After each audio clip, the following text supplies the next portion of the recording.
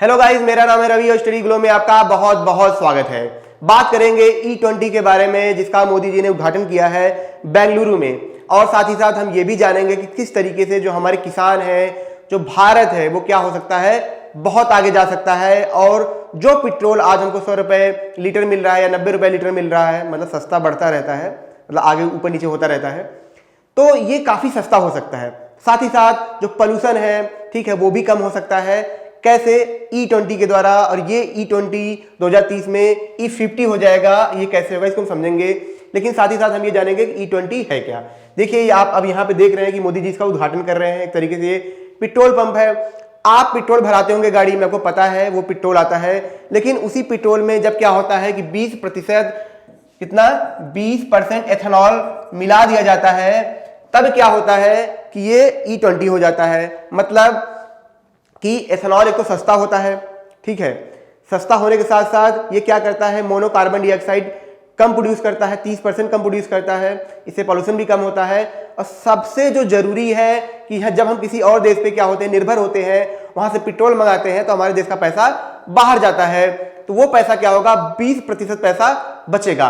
20% अगर पैसा बच रहा है, जिसका मतलब आप समझिए लगभग 2 लाख करोड़ के आसपास पैसा बच रहा है। आप सोचिए कितना बड़ा अमाउंट है। इससे भारत का ही फायदा है, लोगों का फायदा है। लोगों का जो पेट्रोल का प्राइस है वो क्या होगा, कम होगा, लोगों की जेब में पैसा बचेगा। आपने देखा होगा कि कुछ सालों से क्या हो रही है, गवर्नमेंट लगातार इस पे काम कर रही है, लगातार एक्शन ले रही है। आपको ये चीज पता है कि इससे पहले क्या था कि लगभग 10% एथेनॉल मिलाया जाता था पेट्रोल में। इससे पहले 1.5% मिलाया जाता था। और गवर्नमेंट थी, उनका एक मतलब उन्होंने एक टारगेट सेट किया था कि 2025 तक ये क्या करेंगे, 20% एथेनॉल पेट्रोल में मिलाएंगे। लेकिन ये टारगेट 2 साल पहले ही कंप्लीट हो गया। तो इस वजह से इन्होंने इसका उद्घाटन कर दिया। आपको जान के हैरानी होगी कि 2025 तक ये क्या करेंगे, 50% क्या करेंगे, नहीं, हाँ, 50% के आसपास क्या करेंगे 2030 तक। ठीक है दोस्तों, 2030 तक ये क्या करेंगे, 50% के आसपास इसमें एथेनॉल मिलाएंगे पेट्रोल में। तो जरा सोचिए, जो पेट्रोल आप 100 रुपए के खरीद रहे हैं, क्या पता आपको 2030 तक यही पेट्रोल 60 रुपए तक मिले। और जो पेट्रोल हम बाहर से मंगाते थे, हम जो पैसा खर्चा करते थे, उसका जो दाम है, उसकी जो प्राइस है, वो आधी हो जाए, वो आधा का आधा पैसा बचे, वो हमारे देश में काम आए। आपको पता है, जब बाहर से देश में पैसा आता है तो देश आगे जाता है, लेकिन जब देश का पैसा बाहर जाता है तो देश घाटे में जाता है। लोगों का पैसा बाहर जाता है, लोग, आपको पता है, इससे चीजें महंगी भी होती हैं। यहाँ तो हमने बात कर ली एथेनॉल की। आपको मैं ये भी बता दूं कि जब से E20 लॉन्च हुआ है, ये लगभग, मैं यहाँ पे दिखा दूं कि 11 राज्यों में और केंद्र शासित प्रदेशों में क्या होगा, लॉन्च किया जाएगा, वहां पे इस पे काम होगा। ये तो हमने बात कर ली एथेनॉल की। अब इससे किसान कैसे अमीर होंगे, किस तरीके से जो किसान है उनका फ्यूचर बदलने वाला है। आपको जान के हैरानी होगी कि जो ये एथेनॉल बनता है, ठीक है, ये किससे बनता है, गन्ने से बनता है, मक्के से बनता है और अलगई से बनता है। आप यहाँ पे इसका केमिकल फार्मूला यहाँ पे देख रहे हैं, इसको बायोएथेनॉल भी बोलते हैं। ठीक है, ये किससे बनता है, शुगर से बनता है या गन्ने से बनता है, मक्के से बनता है और सेलुलोज से बनता है।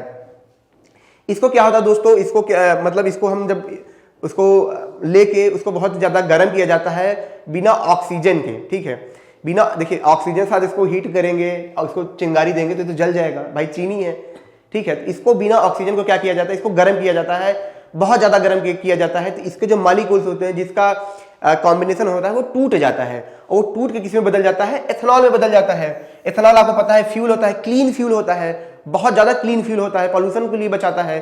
और यही क्या किया जाता है, पेट्रोल में मिला दिया जाता है। ठीक है, आपको मैं ये भी बता दूं कि अभी इसको अचानक से क्यों नहीं मिलाया जा सकता है, 50% क्यों नहीं मिलाया जा सकता है, इसके पीछे रीजन है। रीजन ये है कि सबसे पहले हमको, अगर आपको एथेनॉल चाहिए तो जाहिर सी बात है, आपको रॉ मटेरियल चाहिए, गन्ने चाहिए, मक्के चाहिए, जिससे आप एथेनॉल बना सकें। उसके लिए हमको पैदावार करना होगा। पैदावार करने के लिए हमको ना एक आंकड़ा तय करना होता है, तैयारी करनी होती है। अचानक से आपको वो सारा मटेरियल नहीं मिल पाएगा उतनी क्वांटिटी में। इस वजह से टारगेट सेट किया जाता है। फिर किसानों को बोला जाता है कि हमने ये टारगेट सेट किया है, आप इतनी खेती करिए। वरना दिक्कत ये होती है, अगर आपने टारगेट तो सेट कर लिया, लेकिन आपके पास गन्ने ही नहीं है, मक्के ही नहीं है, तो आप बनाएंगे किससे। इस वजह से इसको धीरे धीरे बढ़ाया जा रहा है। और दूसरी जो सबसे बड़ी वजह है यह कि जो इंजन बनाए जाते हैं, ठीक है, उसमें क्या होता है कि वो पूरी तरीके से पेट्रोल डिपेंडेंट इंजन होते हैं। अब ऐसा नहीं है कि आप इथेनॉल मिला के बना देंगे और इससे क्या होगा कि आपका जो इंजन मतलब काम करेगा। इस वजह से सरकार क्या करेगी, जब टारगेट सेट करेगी तो जो कंपनियों को वो एक तरीके से एक तरीके से कमांड करेगी, ऑर्डर देगी कि आप इंजन में सुधार करिए और इस टाइप का इंजन बनाइए कि जब इसमें इथेनॉल मिला के डाला जाए तो आपका जो इंजन है काफी सपोर्टिव हो और काफी ज्यादा एफिशिएंट हो। तो इस वजह से तो आपने देखा यहाँ पे शुगर, स्टार्च और सेलुलोज। मैं आपको कुछ चीज समझाता हूं, आपको समझ में आएगा कि अमेरिका जो देश है वो सबसे ज्यादा इथेनॉल पैदा करता है और सबसे ज्यादा इसमें काम कर रहा है। आपको ये तो पता ही है कि जो एनर्जी है, ठीक है, इसकी कितनी ज्यादा कमी है, इसमें इसके जो प्राइजेस हैं बढ़ते जा रहे हैं। यूरोप जैसे देश जो हैं वो भी ठंड में भी ठंडे पानी से नहा रहे हैं क्योंकि वहां पे एनर्जी की कमी है, उनको एनर्जी नहीं मिल पा रही है, उसका प्राइस भी बहुत ज्यादा है, ठीक है। तो इस वजह से जो देश एनर्जी पे काम करेगा वह देश इकोनॉमी में भी सबसे ज्यादा आगे रहेगा, ठीक है। जैसे साइंस में आप काम करते हैं बहुत आगे देश जाता है, एनर्जी पे जब देश कोई काम करेगा तो देश आगे रहेगा। जब देश आगे रहेगा तो उस देश के किसान आगे रहेंगे क्योंकि एक पैदा तो किसान ही करेंगे ना। तो जो किसान मक्के 11 रुपए किलो बेचते थे वही अभी क्या करेंगे, उसे एथेनॉल पैदा करके 60 रुपए किलो बेचेंगे, मतलब 60 रुपए लीटर बेचेंगे। तो जरा सोचिए उनको फायदा 5 से 10%, मतलब 5 से 6 मतलब 50 से 60% उनको फायदा हो रहा है। तो ये किस लेवल पे फायदा है, जब तो हर किसान भी ये चाहेगा कि क्यों ना मैं खेती करूं, जब खेती से इतना ज्यादा पैसा है। ऑर्गेनिक खेती में भी आप देखेंगे बहुत बड़ा फ्यूचर आ रहा है, तो उसमें भी लोग जा रहे हैं, ठीक है। पढ़े लोग, मतलब पढ़े लिखे लोग भी जा रहे हैं ताकि वहां पे क्या करें, ग्रो कर सकें, क्योंकि उसका फ्यूचर है। ऐसा नहीं है फ्यूचर नहीं है, लेकिन जब पैसे कम होते हैं इंसान परेशान होता है और पैसे ज्यादा मिलेंगे तो लोग वहां पे जाएंगे, ठीक है। ब्राजील भी जो है, अमेरिका के बाद ब्राजील का नंबर आता है। ब्राजील भी दोस्तों यही करता है। आपको जान के हैरानी होगी, ब्राजील ने इथेनॉल के प्रोडक्शन के लिए ही उन्होंने अपने सारे जंगल कटवा दिए ताकि वो क्या करें, मक्के पैदा कर सकें, गन्ने पैदा कर सकें और ढेर सारा मतलब इथेनॉल बना सकें, ठीक है, और पेट्रोलियम बना सकें ताकि उनकी देश की इकोनॉमी ग्रो हो, वहां के लोगों की जेब में पैसा आए। तो सोचिए हर देश इस लेवल पे क्या क्या कर रहे हैं, एक्शन ले रहे हैं। अलगई से भी क्या होता है, एथेनॉल बना जाता है, ठीक है। जो छोटे छोटे अलगई होते हैं इनकी खेती होती है, इनकी फार्मिंग होती है और फिर इनको इकट्ठा करके क्या किया जाता है, उनको एकदम हीट दिया जाता है बिना ऑक्सीजन के और इनको एथेनॉल में बदला जाता है। तो इसका भी बहुत बड़ा फ्यूचर है। लेकिन अलगई में क्या है दोस्तों, अभी रिसर्च चल रहा है क्योंकि अलगई बहुत ज्यादा मात्रा में प्रोड्यूस नहीं हो पाता है। लेकिन अलगई का एक फ्यूचर और है, आपको जान के हैरानी होगी कि अलगई में क्या होता है कि बहुत कम टाइम में ये ग्रो होता है। जैसे इसका जो लाइफ टाइम है बहुत कम, मतलब कम है। जैसे गन्ना को प्रोड्यूस करना है, मक्का करना है, तो इसका 5 से 6 महीने 1 साल का टाइम लगता है। लेकिन अलगई में खास बात यह है, ऐसा सेलुलोज मैंने इसको बार बार कर रहा हूं, तो ये तो अलगई का मान लीजिए कोई है, ठीक है, अलगई आप जानते ही होंगे। तो अलगई में क्या होता है कि इसका टाइम, मतलब जो टाइमिंग है वो बहुत कम है, मतलब 1 दिन के अंदर ग्रो हो जाता है प्रॉपर्ली, 24 घंटे के अंदर, 2 दिन के अंदर। तो इसमें क्या होता है कि वो 1 साल के अंदर कई बार आप प्रोड्यूस कर सकते हैं। बस अलगई में प्रॉब्लम ये है कि ये बहुत छोटे होते हैं, तो इनकी जो क्वांटिटी होती है बहुत कम होती है, मतलब बहुत ज्यादा बड़े एरिया में आप प्रोड्यूस करेंगे तो बहुत कम प्रोड्यूस होता है। इसमें यही प्रॉब्लम है, लेकिन इसमें भी लगातार रिसर्च चल रहा है। मतलब सिंपल सी सीधी सी बात यह है कि इसका फ्यूचर है। अगर इसमें आप पैसा भी लगाते हैं, ऐसे सेक्टर में इन्वेस्ट भी करते हैं, तो मान के चलिए आप बहुत ज्यादा प्रॉफिटेबल होंगे। आपको जान के हैरानी होगी कि गवर्नमेंट इस पे जीएसटी भी सिर्फ 5% लेती है, 18% नहीं लेती है।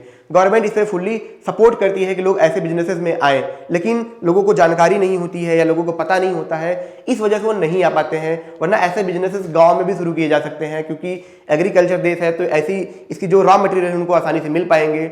और अगर वो वहां पे बिजनेस करेंगे, एथेनॉल पैदा करेंगे, तो वहीं पे बेच लेंगे, क्योंकि ये तो ऐसी चीज है जिसकी डिमांड तो कभी खत्म नहीं होने वाली है, अनलिमिटेड डिमांड है, ठीक है। तो ये सप्लाई कम है, डिमांड बहुत ज्यादा है।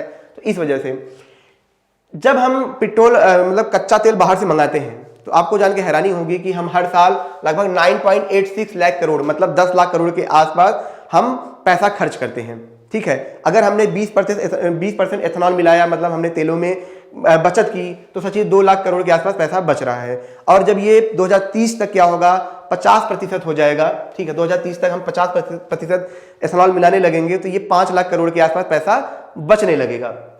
वहीं पे इससे क्या होता है दोस्तों कि जो हमारे किसान है, ठीक है, उनको लगभग 5000 करोड़ का, मतलब 49,000 करोड़ का फायदा होता है जो हमारे किसान है।